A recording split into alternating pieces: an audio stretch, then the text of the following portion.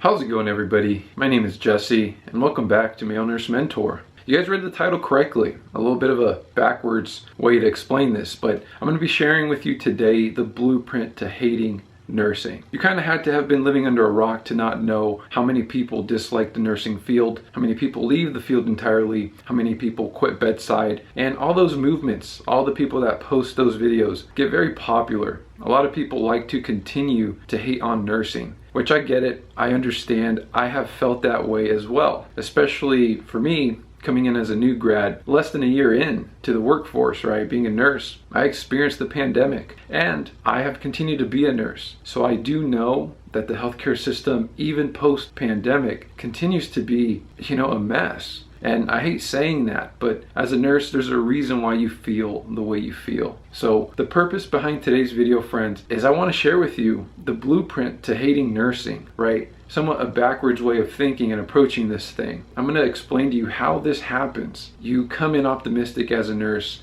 and then you end up hating nursing and want to quit and want to leave. So instead of giving you the ingredients to like a successful career, I'm going to give you the ingredients as to if you continue to go down this route, it's inevitable. You're going to hate this field. You're going to hate nursing. You're going to blame it all in this field and you're going to leave. You're going to be one of those popular videos of those people quitting nursing, right? And for me, I think that's harmful. I think it's hurtful for all the new nurses, aspiring nurses, nurses who have been in the field and who are continuing to contemplate the next move in their career. And I think it is avoidable. So don't do what I say in this video. So friends, right, just like any blueprint, the ingredients, the pieces required to hate nursing kind of start with you. To be a nurse, you gotta want to help people. Like that's always gonna pull on your heartstrings, right? Like there's gonna be things in your career that no matter what is going on, you're gonna do it for the patient. You're gonna do it for the person, right? You're gonna do it for that individual. You have a heart. So keep that piece in mind. Another piece, right, is you worked so hard to get here. You worked so hard to be a nurse. You had to go through all the prereqs, all those science courses, all of nursing school. So whenever you actually do become a nurse, you want to succeed. So take those pieces. One, you care about people, you have a heart, and you also want to do really well in your career. You want to stand out and climb the ladder, make more money, get a better position, get to the floor you want to go to. You take those pieces, that is your vulnerability. Right? That is what makes you vulnerable. Those right there are the ingredients that are gonna one day make you hate your life if you don't do this correctly. How does this happen? You start to get pulled in one direction or the other. One day,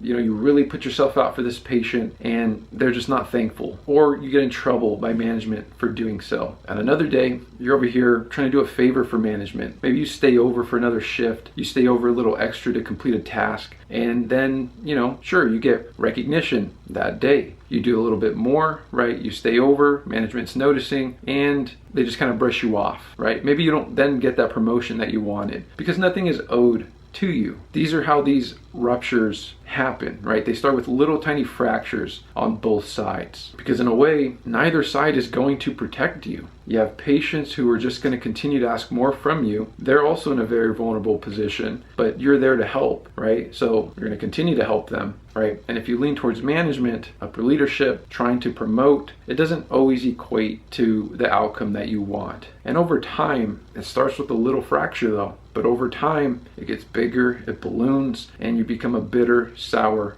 individual. From my own experience, I have felt this. I have put my neck out on the line for patients, and I would do it again for those patients, right? I loved doing it. But you have to just see the bigger picture where you have to take care of yourself. I've also done favors for management, a lot of favors. And at the end of the day, it's going to catch up to you. Whether it's doing overtime, trying to expect a favor back in return, it's not going to happen eventually. The thing that you want to happen on this side of things is not going to happen eventually. So if you're not doing it for yourself, you got to be careful. The one thing I realized by helping management sometimes is you just get rewarded more work, more responsibilities, and it doesn't always lead to a payoff. It's kind of playing with fire. You can play with fire a little bit. It's kind of fun, do favors, stay over. It's all a balancing act over here. You kind of have to do it for a bit and then kind of step out. Do it for a little bit and then step out. But if you do it for an extensive period of time, right? You do it over and over again, you're gonna get burnt because the favor that you want, the outcome that you want, eventually may not happen, probably won't happen. I know this is somewhat of a gloomy outlook on the situation, but I'm just trying to over exaggerate how this happens, right? How this works. But this is how it happens, right? And in all of this in self, you're not taking care of yourself. You're not standing up for yourself. You're not setting boundaries. You're not saying no to patients. You're not saying no to management. You're saying yes to everybody. You're gonna get burnt out. You're gonna get bitter. You're gonna get sour. You're gonna hate the nursing career in general. And this doesn't even just go for the nursing career, but the nursing career is quite unique because you do have patients. The management part, no matter what field you're in, is always there. But in the nursing field, you do have patients. You do have an obligation. You do have this sense of responsibility. A lot of liabilities here. But you always got to take care of yourself first, even before you go into work, right? And over time, that will be your biggest test. Can you maintain the boundary, the self-respect over time? Because you can get away with this for short periods of time. I think most nurses can get away with this balance, right? Of caring wholeheartedly for the patient, saying yes to management, and doing favors for a short period of time. But for an extended period of time, that is the part that matters. That is the part where you do have to protect yourself. A nursing career is that duration. And I only want to say all of this to really help you guys, because now I found myself in a good pocket over here where I'm currently at, and I get a lot of time and energy to reflect. And because truly, like in the bottom of my heart, I really want you guys to be nurses. I really do. So I want to also add here towards the end of this video, ways to avoid this blueprint, right? Ways to avoid this sticky game, right, of being a nurse, and this blueprint of how to hate nursing, right? Which seems like it's so easy to fall into, because sometimes we don't get a choice to say no to management, right? At least we feel like that. And for the patients, sometimes we really do feel obligated, right? It is a calling for some of us. It's something that we must do. We must be there at everything that the patient asks for and show up for them, right? We can't say no, and I get that. But I'm going to give you some things that maybe you can take into consideration as all of this happens to you. The best way to avoid this is over time, hopefully not too long into your career, you do start to become firm in yourself, right? You start to put yourself first.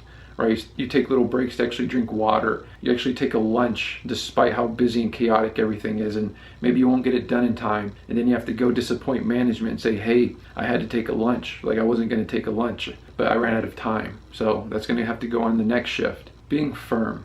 That's one way to ultimately avoid this. Another one is just, like I was saying, is being able to say no. And it takes practice. It takes practice to be able to actually say no at the right time. But there are going to be days where management is going to give you a caseload you don't feel comfortable with, and you have to say no. I don't feel comfortable with that patient. I'm sorry. You know, my license is on the line. Like I can imagine this is going to make your job harder as a manager, but I can't take that patient.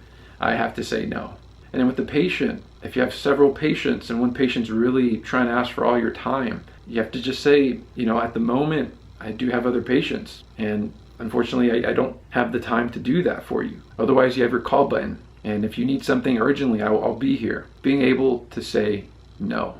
That protects you. That sets the boundaries up for yourself. That is putting your oxygen mask on first. Another way is being helpful, but not all the time. I was joking around a little bit earlier in the video by saying whenever you're an excellent employee, you're a great employee, you do a lot of favors for management, it just leads to more work. To be blunt, that's what I've seen. I was one of those really great employees because I was wanting to advance in my career, but I wasn't taking care of myself. I eventually, towards the end, was able to do it in a more balanced way. I was helpful, but not all the time. I was helpful enough, I was playing with that fire and then jumping out, right? Like I was saying earlier. Eventually you'll get better at doing that. You'll know what problems are yours and which ones you can kind of help with and which ones you don't even want to touch. And that's the game there. From you as an employee, right? As a nurse on the floor or wherever it is you're working. Helpful, all right, I'm out. Helpful, I'm out, right? Being helpful, but not all the time. Another one here, and this one's difficult for the people that like to initiate. I get it, a self-starter, that's who I am, is waiting back, allowing others to step up, right? You don't have to be the one to always step up first. I know this could be hard, especially when you're seeing patients, other people's patients struggle, management struggle. You want to come and save the day. I've been very guilty of this, but take a step back, allow others to step in. You got to put your mask on first. That's all you can do. I know it's easier said than done for the people that are like me. We get that itch to want to save the day. We know we have the tools equipped to do it, but it comes with energy loss. It just does. It will impact your patient, your shift load, whatever it is, right? Whatever you take home that day to your partner, to your family, to yourself, it's energy lost, right? So just be careful, because again, those are how those little fractures happen that turn into ruptures, right? You are just one person. You will eventually get fed up. You will, and you'll hate this career. You'll hate your job. You'll quit. And I wrote here because people won't stop asking. They'll only ask for more. They won't stop asking. They're only going to ask for more. The patient, they're not going to stop asking. They're only going to ask for more. Management, they're not going to stop asking. They're only going to ask for more. And meanwhile, here you are in self, getting it from both ends, burning from both ends, becoming bitter, sour, a bitter, sour nurse who hates your career, hates your job, and wants to quit and wants to leave. I hope this video was helpful, friends. I don't know how it came across, but I feel like it's important to at least put it out there for the pre-nursing students, aspiring nursing students, current nursing school students, new grad nurses, and nurses in the field. Think about this, see where it lands. Otherwise, friends, I will see you guys on the next video. If you guys have any questions, you know where to find me.